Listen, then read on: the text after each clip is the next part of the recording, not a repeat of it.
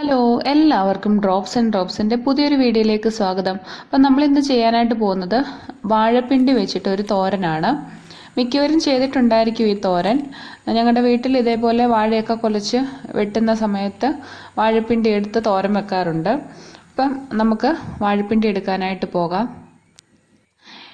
ഇവിടെ നമ്മൾ വാഴപ്പിണ്ടി പരിപ്പിട്ടിട്ടാണ് തോരൻ വെക്കുന്നത്. നമുക്ക് പരിപ്പിന് പകരം ചെറുപയർ ഇടാം, വൻപയർ ഇടാം, അതേപോലെ തന്നെ മുതിരയിട്ട് തോരൻ വെക്കാം. ഈ വാഴപ്പിണ്ടി തന്നെ തോരൻ വെക്കുന്നത് നല്ല ടേസ്റ്റിയാണ്, അതേപോലെ തന്നെ നല്ല ഹെൽത്തിയുമാണ്. നമ്മൾ ഇതേപോലെ പരിപ്പ് പയർ ഒക്കെ ചേർത്ത് കൊടുക്കുമ്പം കുറേ കൂടി ഹെൽത്തി ആയിട്ടുള്ളൊരു തോരനാണ് നമുക്ക് കിട്ടുന്നത്. ഈ വാഴപ്പിണ്ടിയിൽ ധാരാളം നാരുകൾ അടങ്ങിയിട്ടുണ്ട്.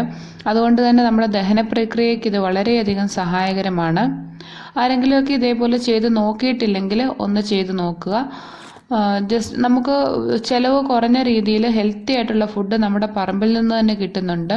ഞാൻ ഇതിനു മുമ്പ് ഇട്ടിട്ടുള്ള വീഡിയോസിൽ എല്ലാം നമ്മുടെ പറമ്പിൽ നിന്ന് തന്നെ കിട്ടുന്ന സാധനങ്ങൾ ഉപയോഗിച്ചിട്ടാണ് കറികളും തോരനും ഒക്കെ വെച്ചിട്ടുള്ളത്. അതൊക്കെ ഒന്ന് കണ്ടു നോക്കുക. അപ്പോൾ നമുക്ക് തോരൻ വെക്കാനായിട്ട് അതിനകത്ത് പച്ചമുളകല്ല, കാന്താരിയാണ് ചേർത്ത് കൊടുക്കുന്നത്. അത് ഒരു 5-6 കാന്താരി പറിച്ചുകൊണ്ട് നമ്മൾ പോവുകയാണ്. ഇത് ചെറിയ കാന്താരിയാണ്. പിന്നെ അതേപോലെ തന്നെ നമുക്ക് തോരൻ വെക്കാനായിട്ടുള്ള വാഴപ്പിണ്ടിയും കൂടെ ഒന്ന് വെട്ടിയെടുക്കണം. കഴിഞ്ഞ ദിവസം ഒരു കൊല വെട്ടിയായിരുന്നു. അപ്പോൾ ആ വാഴയുടെ പിണ്ടിയാണ് നമ്മളിന്ന് എടുക്കുന്നത്. നിങ്ങളുടെ നാട്ടിൽ ഈ വാഴപ്പിണ്ടിക്ക് എന്ത് പേരാ പറയുന്നതെന്ന് കമൻറ്റിലൊന്ന് പറഞ്ഞേക്കുക. അതേപോലെ തന്നെ വീഡിയോസ് കാണാത്തവർ മറ്റ് വീഡിയോസ് കണ്ടു നോക്കി ഒന്ന് സപ്പോർട്ട് ചെയ്യണം. അപ്പോൾ ഇതാണ് നമ്മൾ വാഴപ്പിണ്ടി എടുക്കാനായിട്ട് ഉള്ള വാഴ. അത് കഴിഞ്ഞ ദിവസം ഒരു കൊല വെട്ടിയതാണ്. അതാണ് അങ്ങനെ വെട്ടിയിട്ടിരിക്കുന്നത്. ഇതിൻ്റെ ഏറ്റവും അകത്തു നിന്നാണ് നമ്മൾ തോരൻ വെക്കാനായിട്ടുള്ള പിണ്ടി എടുക്കുന്നത്. അതിന് വേണ്ടിയിട്ട് ഇതേപോലെ വാഴയുടെ ആ ഓരോ ലെയറും ഓരോ പാളിയും നമ്മൾ വെട്ടിക്കളഞ്ഞിട്ട് വേണം ഏറ്റവും അകത്തു നിന്ന് വാഴപ്പിണ്ടി എടുക്കാനായിട്ട്. അപ്പോൾ അത് എടുത്ത് കഴിഞ്ഞിട്ട് കാണിക്കാം. അപ്പോൾ ഇതാണ് നമ്മുടെ വാഴപ്പിണ്ടി. അതിൻ്റെ അകത്തുനിന്ന് നമ്മൾ വെട്ടിയെടുത്തിട്ടുള്ളതാണ്. ഇനി ഇതിൻ്റെയും കുറച്ച് പാളികൾ നമ്മൾ കളയുന്നുണ്ട്. കളഞ്ഞിട്ട് ഏറ്റവും ചെറിയ എന്താ പറയണ്ടേ, ഏറ്റവും ഇളം എന്നൊക്കെ പറയത്തില്ലേ, ആ ഒരു രീതിയിൽ നമ്മൾ കുറേ അധികം പാളികൾ പൊളിച്ച് കളയുന്നുണ്ട്. അതിൻ്റെ ഏറ്റവും സോഫ്റ്റ് ആയിട്ടുള്ള ഭാഗമാണ് നമ്മൾ തോരൻ വെക്കാനായിട്ട് എടുക്കുന്നത്. ഇപ്പം നമ്മൾ എടുത്തുകൊണ്ട് വന്നിട്ടുണ്ട്, കിച്ചണിലേക്ക് വന്നിട്ടുണ്ട്. ഇത്രയുമാണ് നമ്മൾ അതിൻ്റെ അകത്തുനിന്ന് എടുത്തിട്ടുള്ളത്.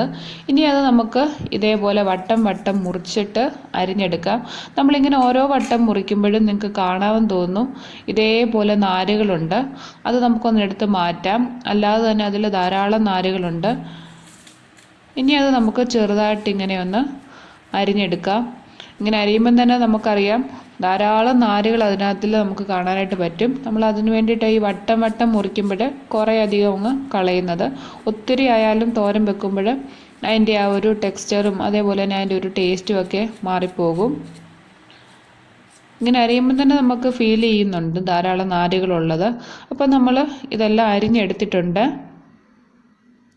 ഇനി അതിന് വേണ്ടിയിട്ടുള്ള അരപ്പൊന്ന് തയ്യാറാക്കിയെടുക്കാം. അതിന് വേണ്ടിയിട്ട് നമ്മളിവിടെ തേങ്ങ എടുത്തിട്ടുണ്ട്, നമ്മൾ പറിച്ചെടുത്തുകൊണ്ട് വന്നിട്ടുള്ള കാന്താരി, ചെറിയ ജീരകം, വെളുത്തുള്ളി, അതേപോലെ തന്നെ 1 ടീസ്പൂണ് മഞ്ഞൾപ്പൊടി എടുത്തിട്ടുണ്ട്. ഞാൻ നേരത്തെ പറഞ്ഞു നമ്മളിത് പരിപ്പിട്ടാണ് വേവിക്കുന്നതെന്ന്. പരിപ്പ് ഇവിടെ വെന്ത് വെച്ചിട്ടുണ്ട്. ഇനി നമുക്ക് തോരൻ വെക്കാനായിട്ട് തുടങ്ങാം. നമ്മൾ അരിഞ്ഞു വെച്ചിട്ടുള്ള വാഴപ്പിണ്ടി ഒരു കുക്കറിലിട്ട് ജസ്റ്റ് ഒരു വിസിൽ വരാൻ നേരത്തെ ഒന്ന് ഓഫാക്കി വെച്ചിട്ടുണ്ട്. അധികം വെന്ത് പോകേണ്ട കാര്യമില്ല. ഇനിയും ഒരു ഉരുളി എടുത്ത് ചൂടാക്കാനായിട്ട് വെച്ചിട്ടുണ്ട്. അതിലേക്ക് കുറച്ച് എണ്ണ ഒഴിച്ച് കൊടുത്തിട്ടുണ്ട്. ആ എണ്ണ ഒന്ന് ചൂടായി കഴിയുമ്പോൾ അതിലേക്ക് നമുക്ക് കുറച്ച് കടുക് ഇട്ട് കൊടുക്കാം. കടുക് ഒന്ന് പൊട്ടി വരുന്ന സമയത്ത് അതിലേക്ക് കുറച്ച് സവാളയോ ചെറിയ ഉള്ളിയോ അരിഞ്ഞ് ചേർത്ത് കൊടുക്കാം. ഇതിലേക്ക് നിങ്ങൾക്ക് വറ്റൽമുളകോ കറിവേപ്പിലയോ ഒക്കെ ഇട്ട് കൊടുക്കാം. ഇനി നമ്മൾ അരച്ച് വെച്ചിട്ടുള്ള അരപ്പ് അതിലേക്ക് ഒന്ന് ചേർത്ത് ഇളക്കിയെടുക്കാം. ജസ്റ്റ് ഒന്ന് ചൂടാക്കിയെടുത്താൽ മാത്രം മതി. ഇനി നമ്മൾ വെന്ത് വെച്ചിട്ടുള്ള വാഴപ്പിണ്ടി ഒന്ന് ചേർത്ത് കൊടുക്കുന്നുണ്ട്. വാഴപ്പിണ്ടി ഞാൻ നേരത്തെ പറഞ്ഞ പോലെ തന്നെ അധികം വെന്ത് പോകാതെ നോക്കണം. കാരണം നമ്മൾ പരിപ്പുമായിട്ടൊക്കെ ചേർത്തിട്ട് ഇളക്കുമ്പോൾ ഒത്തിരി കുഴഞ്ഞു പോകാനായിട്ടുള്ള ചാൻസ് ഉണ്ട്. അതുകൊണ്ട് ആ വിസിൽ ജസ്റ്റ് ഒന്ന് വരുമ്പം തന്നെ ഓഫാക്കി തുറന്ന് നമുക്കിതേപോലെ തോരൻ വെക്കാനായിട്ട് എടുക്കാം. ഇനി നമ്മൾ നേരത്തെ വെന്ത് വെച്ചിട്ടുള്ള പരിപ്പ് കൂടെ ചേർത്ത് കൊടുത്തിട്ടുണ്ട്. പരിപ്പ് നമ്മൾ ഉപ്പിട്ടാണ് വേവിച്ചത്. വാഴപ്പിണ്ടിയിലും കുറച്ച് ഉപ്പിട്ടിട്ടാണ് വെന്ത് വെച്ചിട്ടുള്ളത്. നമുക്ക് പിന്നെ നോക്കി ഉപ്പ് വേണമെങ്കിൽ ചേർത്ത് കൊടുക്കാം. അപ്പോൾ അത് നന്നായിട്ടൊന്ന് മിക്സ് ചെയ്തെടുക്കണം. ഈ സമയത്ത് നിങ്ങൾക്ക് ഉപ്പൊക്കെ നോക്കി ആവശ്യമെങ്കിൽ ഉപ്പ് ചേർത്ത് കൊടുത്തിട്ട് ഒന്നുകൂടെ ഒന്ന് ഇളക്കി മിക്സ് ചെയ്യാം. നമുക്കിത് അധികം നേരം ഈ തോരന് വേവിക്കേണ്ട കാര്യമില്ല. കാരണം നമ്മൾ കുക്കറിലിട്ട് ഒന്ന് വേവിച്ചെടുത്ത പിണ്ടിയും അതേപോലെ തന്നെ നന്നായിട്ട് വെന്തിട്ടുള്ള പരിപ്പുമാണ്. ഇങ്ങനെ രണ്ടും കൂടെ നന്നായിട്ടൊന്ന് മിക്സ് ചെയ്തെടുത്താൽ മാത്രം മതി. നമ്മുടെ തോരൻ റെഡി ആയിട്ടുണ്ട്. നല്ല ഹെൽത്തി ആയിട്ടുള്ളൊരു തോരനാണ്. എല്ലാവരും ഇതൊന്ന് ട്രൈ ചെയ്ത് നോക്കണം. അപ്പോൾ ഇന്നത്തെ വീഡിയോ ഇത്രയേ ഉള്ളൂ. ഈ തോരൻ കഴിച്ചിട്ടില്ലാത്തവർ താഴെ ഒന്ന് കമൻറ്റ് ചെയ്തേക്കുക. നിങ്ങൾക്ക് ഇനി ഇതേപോലെയുള്ള റെസിപ്പീസ് കാണാൻ ഇഷ്ടമാണെന്നുണ്ടെങ്കിൽ ചാനൽ മറക്കാതെ ഒന്ന് സബ്സ്ക്രൈബ് ചെയ്തേക്കുക. അപ്പോൾ ഇനി അടുത്തൊരു വീഡിയോയിൽ കാണാം. അതുവരെ എൻ്റെ എല്ലാ കൂട്ടുകാർക്കും ബൈ.